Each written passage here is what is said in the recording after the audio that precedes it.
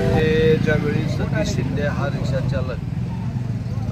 मटकी वस्तीमध्ये राहणारा काल जुना पुण्याचा पूल होता त्याच्यावरनं तो निघालेला असताना तिथं महानगरपालिकेचं किंवा ज्या नॅशनल हायवेने ते ब्रिज पाडले ते लक्षात न आल्यामुळे तो ब्रिजमध्ये वड्यामध्ये तो रिक्षा घातल्यामुळे ती रिक्षा अडकून पडली आणि तो वाहून गेला असं काल रात्री सगळ्या तिथल्या आणि त्यांच्या घरच्यांचं म्हणणं आहे की तो वाहून गेला आणि त्याची तपासणी सुरू आहे आणि या तपासणी होत असताना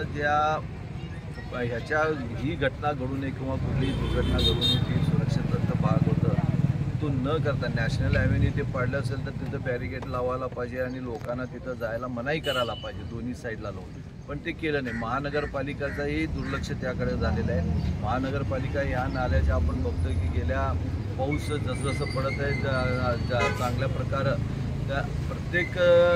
नागरिकांना त्याचा त्रास सहन करावा लागतो कारण या सोलापूर शहरातील अनेक नाले वाहत असताना त्या नाल्याच्या बाजूला काढे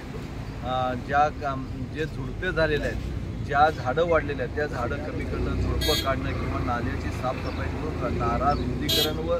खोलीकरण करून घेणं हे काम झालं नसल्यामुळं आज या सोलापूरकरांना या सगळ्या समस्येचा समोर जावं लागत आहे। त्यामुळं या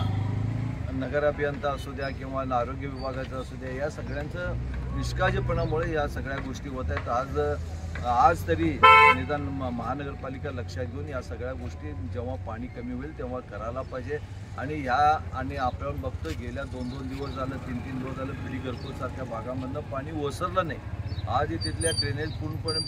भरून वाहत आहेत आणि त्या कमी झाल्या ओसरल्या झाल्या तिथं आरोग्याच्या संदर्भातही दक्षता घेण्याची गरज आहे। एवढ्या मोठ्या प्रमाणात 2-2, 3-3 दिवस